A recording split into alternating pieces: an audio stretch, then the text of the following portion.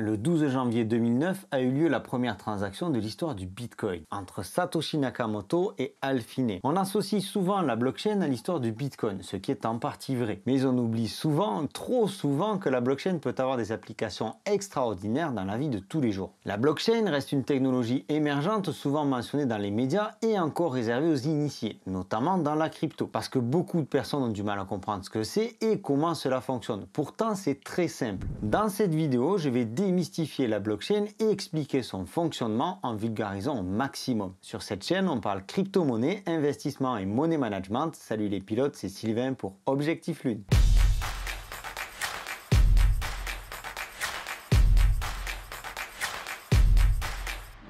Si tu viens d'arriver sur cette chaîne, tu peux cliquer en bas de ton écran sur le bouton s'abonner et laisser un pouce bleu, ça soutient la chaîne et je t'en remercie. La blockchain est souvent présentée comme un grand livre de compte dupliqué instantanément en plusieurs endroits et dans lequel toutes les transactions effectuées sur un réseau sont écrites et enregistrées. Cette base de données est publique, sécurisée et pseudonyme. Je vais te détailler tout ça très simplement. Des ordinateurs utilisent leur puissance de calcul pour s'assurer que les transactions sont valides et que personne ne fraude. Lorsqu'une transaction est effectuée, elle est ajoutée à la blockchain sous forme de blocs. On parle de transaction parce qu'on prend comme point de référence la blockchain Bitcoin. Mais aujourd'hui, les blocs de blockchain peuvent contenir n'importe quel type de données, pas forcément des transactions. Je vais y revenir. Chaque bloc contient donc des données qui sont cryptées pour garantir la sécurité de ces mêmes données. Chaque bloc est lié au bloc précédent, formant ainsi une chaîne de blocs, d'où le nom blockchain. La première utilisation connue de la technologie type blockchain remonte à 1991 par Stuart Haber et Scott Stornetta. Pour les moins jeunes d'entre nous, souvenez-vous, en 1991, nous étions au balbutiement d'Internet et le monde évoluait vers un paradigme numérique. Se présentait alors un problème quant à l'exactitude des données. À l'époque, seule l'utilisation des services d'horodatage pouvait garantir la véracité des données. Cependant, ce service-là pouvait être soumis à des modifications frauduleuses ou à des failles de sécurité. Et c'était pas vraiment l'idéal. En effet, il est impératif de maintenir l'intégrité des enregistrements numériques en s'assurant qu'ils ne peuvent être modifiés, antidatés ou je ne sais quoi. Sinon, le stockage de ces mêmes enregistrements numériques ne peut finalement pas être utilisé. En 1992, Herbert et ses acolytes ont amélioré leur technologie de blockchain basée sur la cryptographie en ajoutant l'utilisation d'arbres de hachage. Les arbres de hachage permettent de stocker de plus grands ensembles de dossiers numériques de manière sécurisée. Pour faire simple et pour vous expliquer ce qu'est le hachage, prenons un exemple que vous connaissez bien. Les mots de passe dans votre ordinateur. Quand vous saisissez un mot de passe, l'ordinateur ne va pas envoyer le mot de passe au serveur. Cela reviendrait à compromettre l'intégrité de votre mot de passe. L'ordinateur envoie une signature du mot de passe. Le serveur ne va pas enregistrer le mot de passe, mais enregistrera cette signature qui est issue d'un algorithme de cryptographie. Lorsque vous vous connecterez, le serveur ne va donc pas vérifier si le mot de passe est identique. Il va simplement vérifier si la signature du mot de passe saisi est bien la même que la signature du mot de passe enregistré. On est encore en 1992, bien loin de la blockchain telle que l'on connaît aujourd'hui. Ce n'est qu'en 2008 que la première blockchain est véritablement créée et utilisée. C'est là qu'on a vu apparaître le Bitcoin, la première monnaie numérique, créée par une personne ou un groupe de personnes qui portent le pseudonyme de Satoshi Nakamoto. Le génie de Satoshi Nakamoto, c'est de connecter le système de hachage mis en place par Herbert et ses potes avec la décentralisation, c'est-à-dire le stockage de ces données en les dupliquant sur des serveurs distants les uns des autres. Vous devez maintenant pouvoir comprendre que bien qu'étant liés, le Bitcoin et la technologie blockchain sont aujourd'hui deux choses différentes. Le système financier traditionnel repose sur l'utilisation d'intermédiaires tels que les banques pour effectuer des transactions. Pour envoyer de l'argent à quelqu'un, vous devez avoir un compte en banque, donc passer par un intermédiaire, votre banque, pour effectuer la transaction. Cela peut être lent et coûteux. De plus, les intermédiaires ont le pouvoir de contrôler les transactions et de prendre des décisions sur ce qui est autorisé ou non. Il faut aussi prendre en compte que vous avez besoin d'un accès au système bancaire traditionnel, ce qui n'est pas le cas dans beaucoup de régions du monde. Sans parler de certains pays où des discriminations peuvent intervenir envers les femmes, les convictions religieuses ou même les classes sociales.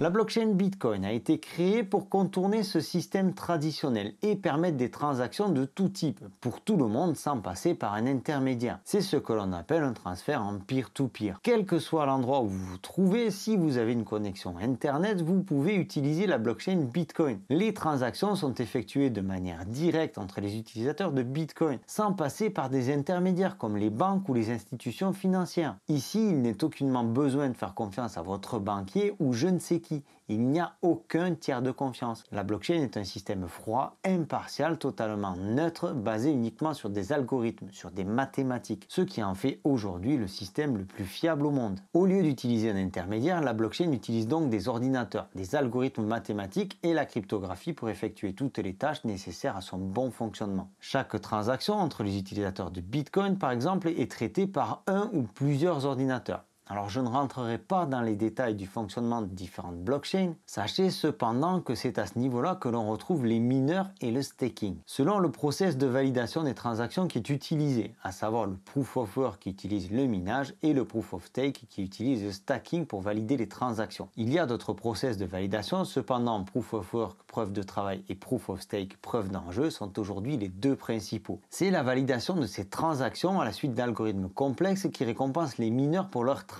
Le stacking c'est un peu différent et je pense que j'y reviendrai dans une prochaine vidéo. Ce qu'il est important de comprendre à ce niveau-là, c'est que le réseau blockchain a plusieurs nœuds ou ordinateurs sur lesquels sont enregistrés tous les blocs de transactions. C'est de là que vient tout le fondement de la blockchain en matière de décentralisation, étant donné qu'une copie de la blockchain à l'instant T est enregistrée sur chaque nœud ou ordinateur relié au réseau de la blockchain en question. Toutes ces transactions sont disponibles et visibles directement sur la blockchain quelle qu'elle soit. Que l'on parle de blockchain Ethereum, Bitcoin ou autre. Vous pouvez sur différents sites consulter tout ce qu'il se passe sur la blockchain. L'un des principaux avantages d'avoir une décentralisation telle que celle-ci est certainement d'avoir une parfaite autonomie, une totale indépendance. Vous comprenez que si les blockchains sont copiées sur des centaines d'ordinateurs sur la planète, il devient impossible alors d'imaginer une panne totale ou encore un hacking sur l'ensemble de ces ordinateurs en même temps. En résumé, la blockchain présente de nombreux avantages par rapport au système traditionnel. Elle est sécurisée et résistante à la fraude, elle est transparente, toutes les transactions étant enregistrées publiquement, elle est rapide et efficace car elle élimine les intermédiaires et permet des transactions directes. Elle est décentralisée, ce qui signifie qu'elle n'appartient à personne et que personne ne peut la contrôler. Depuis le Bitcoin, la technologie blockchain a fait beaucoup d'adeptes en dehors de la crypto-monnaie. Et oui, aujourd'hui, il n'y a pas que la crypto-monnaie qui utilise la technologie blockchain. Aujourd'hui, la blockchain est utilisée pour stocker et transférer des données de manière sécurisée et transparente dans de nombreux domaines. Une base de données blockchain est l'endroit idéal pour enregistrer les diplômes, les certificats de fin d'études, les licences et autres qualifications professionnelles. De nombreux projets se sont développés autour de la sécurisation des données médicales par exemple, rendant les données enregistrées sur la blockchain accessibles uniquement aux personnes qui sont autorisées à consulter ces informations. On ne va pas détailler tous les domaines dans lesquels la blockchain est utilisée. Bien sûr qu'il y a les crypto-monnaies, mais aussi les votes électroniques, la gestion de l'identité numérique, la traçabilité des produits, la logistique et la gestion des chaînes d'approvisionnement, la propriété intellectuelle, la musique, les assurances, la génomique, l'énergie, la gestion des déchets, l'agriculture, la sécurité alimentaire, l'industrie manufacturière, la robotique, etc.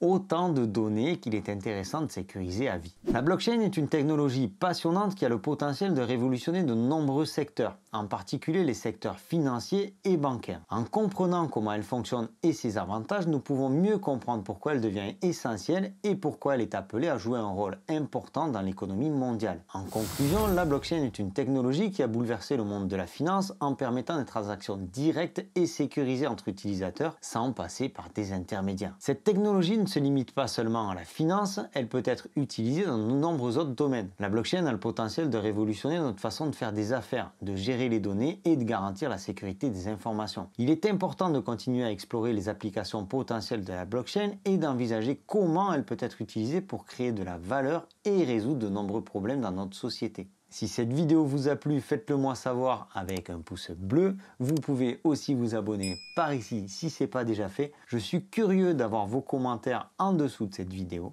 C'était Sylvain pour Objectif Lune. Je vous souhaite une excellente continuation et je vous dis à très bientôt. Ciao!